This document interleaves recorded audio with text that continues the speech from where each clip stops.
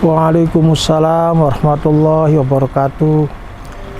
Saya nama Heriana bin Kudia, lahir di Cirebon tanggal 20 November tahun 1970. Alhamdulillah saya dilahirkan dari daerah batik dan orang tua saya berusaha di bidang batik. Jadi batik ini adalah mata pencarian kasab saya selama ini dan insya Allah sampai ke berikutnya.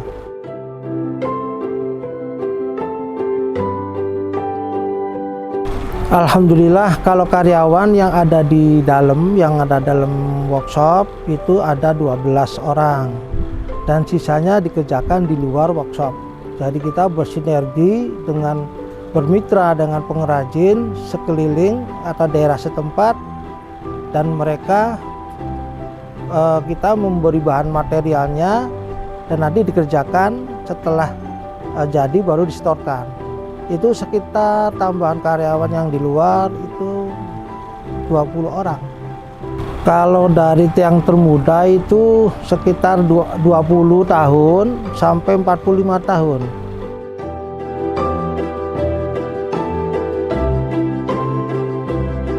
Untuk motivasi saya terjun ke dunia batik karena memang saya diberi ilmu dari orang tua itu menurunkan dari usaha batik. Jadi yang termotivasi karena saya usahanya di lingkungan batik, jadi ya saya tak enjoy aja ke batik gitu. Jadi samping saya berada di lingkungan batik, jadi motivasi saya ya sudah dilaksanakan. Ya merasa tidak ada kendala gitu Mbak, jadi enjoy aja ya.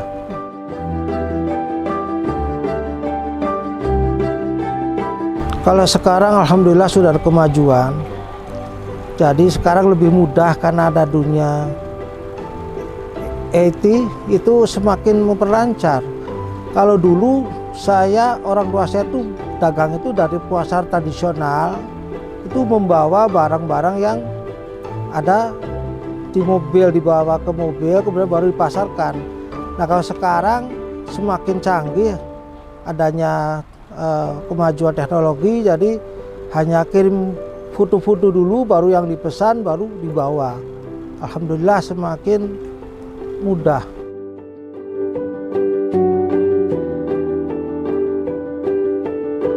Kalau hambatan selama ini alhamdulillah saya sikapi dengan husnudon, jadi tidak termasuk hambatan karena sepi rame itu sudah sunatullah, sudah ada dalam setiap apapun itu ada sepi ada rame, jadi saya anggap tidak itu hambatan dan kita jalani sesuai dengan sunatullah aja.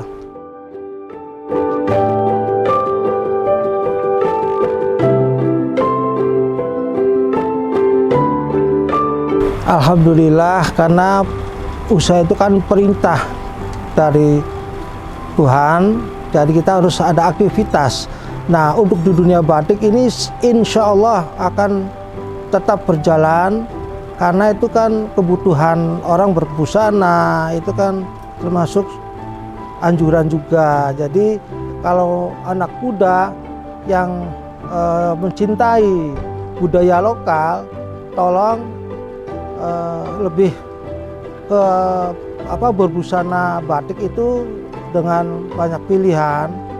Misalkan motif-motif yang sedang lagi ngetren atau yang lagi viral itu kita bisa menjadikan sebagai pilihan. Tetapi pesan saya untuk anak muda, mencintailah budaya batik karena itu adalah warisan leluhur bangsa kita sendiri.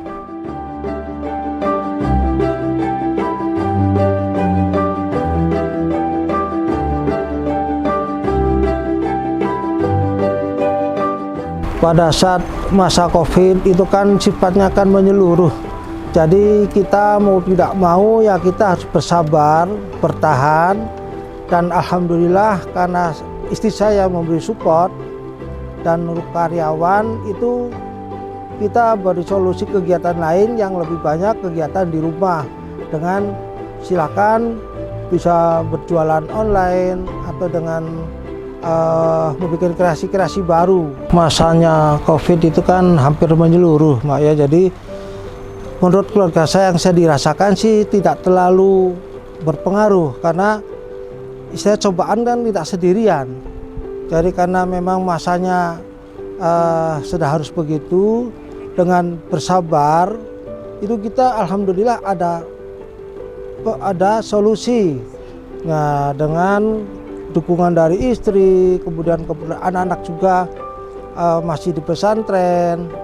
Jadi untuk usaha kami, untungnya saya ada warung Jatwana batik yang menyediakan untuk keperluan para pengrajin batik di daerah. Jadi alhamdulillah masih ada masukan, masih bisa bertahan. Kalau terimbasnya pasti ada, tapi saya sarankan harus bersabar dan bersyukur. Karena itu sudah sunatullah dari Allah, bahwa masa-masa seperti itu ya kita harus ada. Jadi sepi rame itu sudah biasa. Jadi ada sepi, ada rame itu sudah sunatullah. Jadi jangan panik dan jangan gampang putus asa. Alhamdulillah saya termasuk yang pernah kena diisolasi juga di Rumah Sakit Mitra Plumbon. Saya isolasi 8 hari di rumah sakit, kemudian dipulangkan dan di rumah isolasi 20 hari, Mbak. Tapi alhamdulillah dari perjalanan COVID itu saya banyak mendapat pelajaran bahwa kesehatan itu adalah luar biasa ya, alhamdulillah, dan saya lebih semangat untuk memperbaiki dari yang sudah-sudah.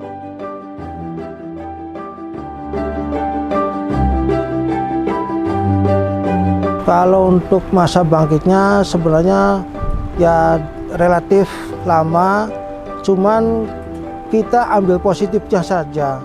Jadi kalau dengan adanya COVID ini kan semakin kita bisa berkreatif dalam bidang motif. Kemudian yang dulunya saya hanya mengerjakan di material batik yang kelas menengah ke atas. Sekarang dengan adanya COVID ini saya lebih banyak ke motif yang menengah ke bawah, dan itu memang yang dibutuhkan oleh konsumen.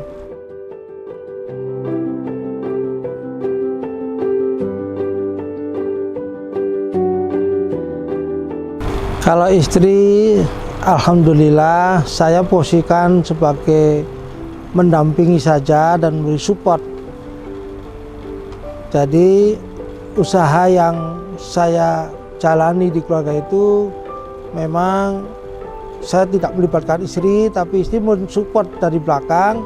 Dan alhamdulillah dengan saya minta bantuan doanya, alhamdulillah sampai dengan saat ini alhamdulillah masih berjalan lancar. Kalau dari keluarga, karena saya keluarganya kan masih pendidikan, jadi kalau anak-anak ya masih tetap memberi support dukungan doa. Adapun keluarga saya memang semuanya di batik semua, jadi kan ya dari saling mensupport, saling memberi kontribusi dan saling memberi dukungan informasi.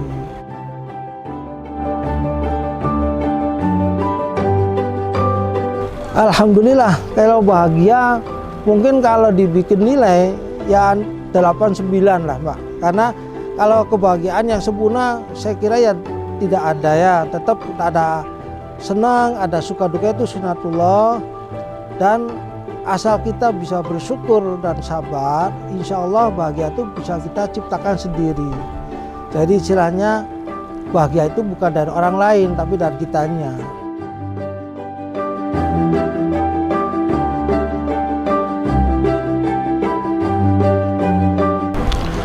Batik Cirebon itu adalah batik yang berkembang dari dulu, ada warisan leluhur, dan batik itu ada suatu proses.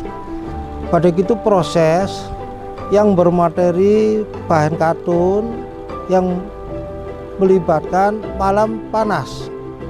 Jadi kalau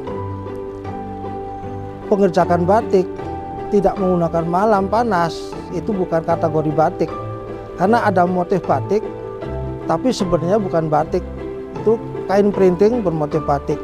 Nah, kepedulian saya dengan batik itu kan karena batik itu dikerjakan tidak bisa oleh satu orang.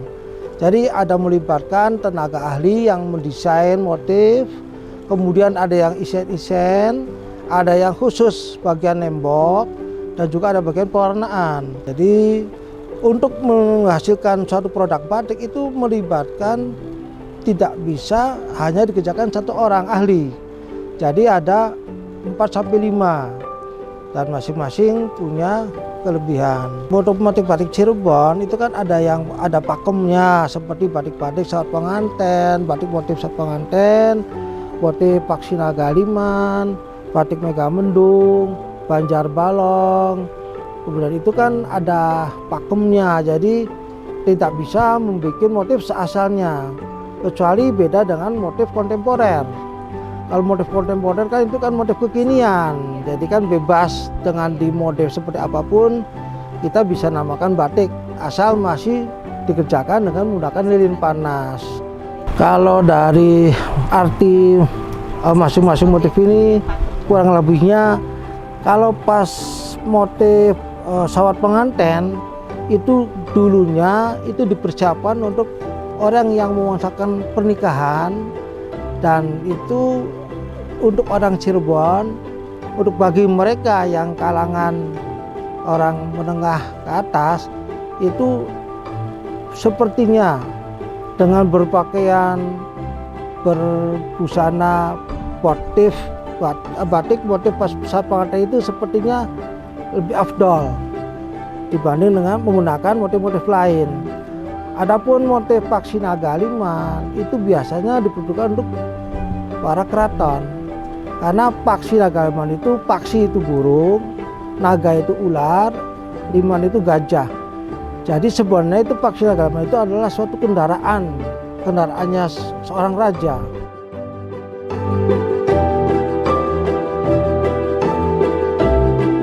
Pesan saya kepada kalangan anak muda agar budaya kita tetap lestari dan cintailah budaya leluhur kita, terutama bangsa Indonesia. Maka mari kita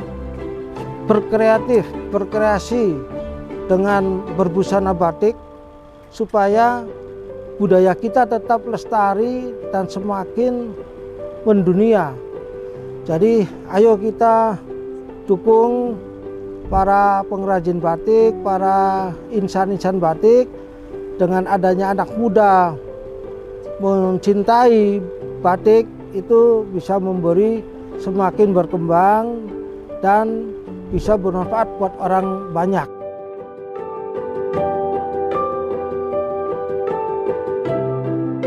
Untuk harapan saya dalam bidang batik itu memang kita tetap minta dukungan dari semua pihak, baik dari pemerintah maupun dari kalangan muda juga orang tua. Jadikanlah batik ini sebagai primadonanya busana kaum Indonesia yang mencintai budaya lokal dan warisan dari leluhur kita. Jadi dengan kita lebih mencintai budaya berpakaian batik itu akan berdampak kepada ekonomi masyarakat Indonesia sendiri.